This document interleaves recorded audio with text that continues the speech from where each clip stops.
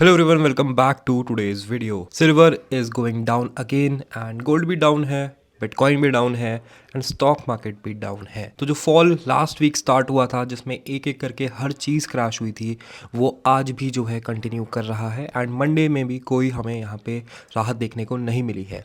अब सबसे बड़ा क्वेश्चन जो है वो ये है कि किस साइड तक ये जाएगा, कहाँ तक ये गिरेगा एंड अगर आप पोजीशन बनाने का सोच रहे हो in any asset silver gold bitcoin तो कहाँ पे वो बन सकती है। तो ये सारी चीज़ें डिस्कस करेंगे। Make sure to hit the like button, subscribe if you are new here. Let's start the video.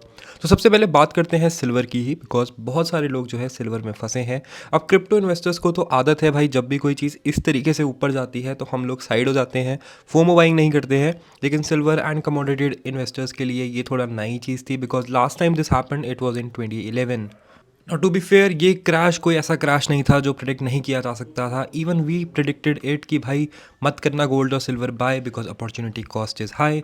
But ये कहाँ तक गिरेगा एंड कहाँ से आप लोग जो है सिल्वर पे एग्जिट ढूंढ सकते हो या सिल्वर पे अगर आपको पोजीशन बनानी है बना सकते हो, तो इसके बारे में बात करते हैं। पहले हमें देखना पड़ेगा कि यार सिल्वर की हिस्ट्री क्या है, किस तरीके से जो है इसका प्राइस मूव करता है, क्या प्राइस एक्शन है जिसके थ्रू सिल्वर इन्वेस्टर्स जो है यहाँ पे ट्रेड करते हैं एंड फिर हम जो है डिसाइड करेंगे कि कहाँ पे जो है सिल्वर यहाँ पे रुक सकता है। तो सबसे पहले बात करते हैं सिल्वर के पहले बड़े क्रैश की, which happened in 1979 and 1980s का टाइम। तो यहाँ पे जो है सिल्वर ने एक रन किया था, इट वाज $5 एंड $5 से it went all the way to $47। तो ऑलमोस्ट इसने 9x का यहाँ पे रिटर्न दिया था एंड उसके बाद जो है 47 से silver went back down to $11 and उसके बाद उधर ही रहा एंड $4 तक भी ये गया।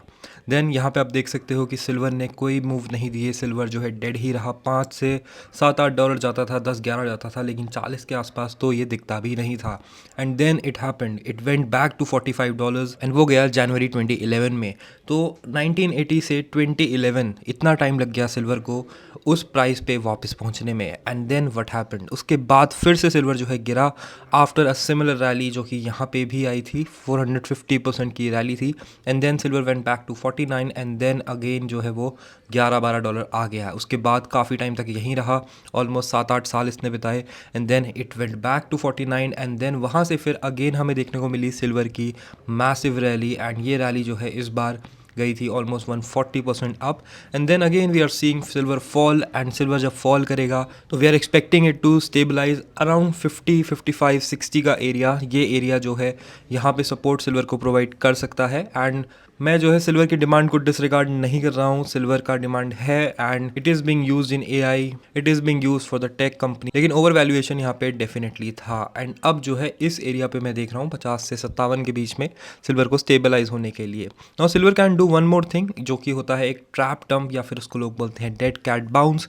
बेसिकली जब भी कोई मार्केट गिरता है बहुत तेज़ी से तो एक स्मॉल बाउंस आता है, बिकॉज बहुत सारे लोग जो है इस फॉल के बाद शॉर्ट हो जाते हैं एंड देन मार्केट जो है ऊपर जाता है, इन शॉर्ट्स वालों को लिक्विडेट करता है एंड नए इन्वेस्टर्स को फंसाता है जिनको लगता है कि भाई सिल्वर का डम खत्म हो गया है, अब हम यहाँ से ऊपर जाना स्टार्ट करेंगे। This scenario can happen this time also, तो थोड़ा सा आपको उसके बारे में अवेयर रहना है। एंड अगर आप स्टक हो सिल्वर में तो आई विल सजेस्ट कि आप थोड़ा सा डी लेवरेज कर दो व्हेनेवर दिस हैपन्स।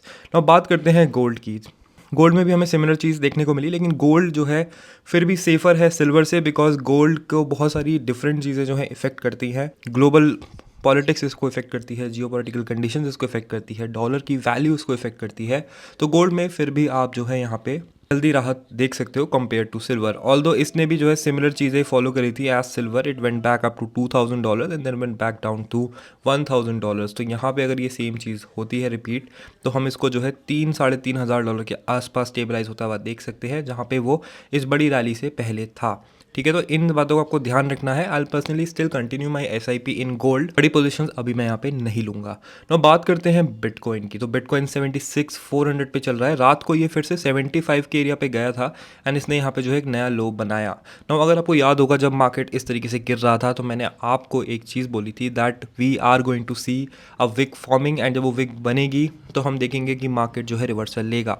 नो यहाँ पे विक बननी स्टार्ट हुई थी एंड वो विक जो है इतनी कंटिन्यू नहीं कर पाई। मेन रीज़न उसका यही था कि वही मार्केट जो है वीकेंड पे गिरा था एंड वीकेंड पे जो है बाइंग इतनी जल्दी से नहीं आती है। तो what we are still looking for is a big wick और a big green candle, specially 4 hours या 1 आवर के टाइम फ्रेम पे अगर हमें एक इंगल्फिंग कैंडल देखने को मिल जाती है विद अ गुड वॉल्यूम, वहाँ पे हम बिटकॉइन का रिवर्सल देखेंगे। आई थिंक यहाँ पे मैक्स टू मैक्स हमें अभी 70K 68K तक गिरना चाहिए and then we should see that reversal. अगर नहीं गिरता है वहाँ तक तो भी हमें रिवर्सल देखने को मिल सकता है, अगर मार्केट यहाँ साइडवेज हो जाता है, थोड़ा सा बेस बना लेता है, फिर वहाँ से जंप करता है। अगर हम ऑल्ट कॉइन्स की बात करें तो Ethereum is at $2200 right now and यहाँ पे एक एरिया ये था जहाँ पे इसको बाई किया जा सकता था। अनदर एरिया इज़ $1800 से $2000 के बीच में। तो अगर आप अपनी स्पॉट बैग्स बना रहे हो, स्पॉट पोजीशंस बना रहे हो, तो these are the areas I am looking at. तो आज ट्रेड क्या करें भाई, ट्रेडिंग के लिए क्या अवेलेबल है? तो ट्रेडिंग के लिए मैं आज देख रहा हूँ सिन को। तो ये एफ नाम का एक टोकन है, सिन फ्यूचर्स, एंड इस टोकन के बारे में जानने की ज़्यादा ज़रूरत नहीं है।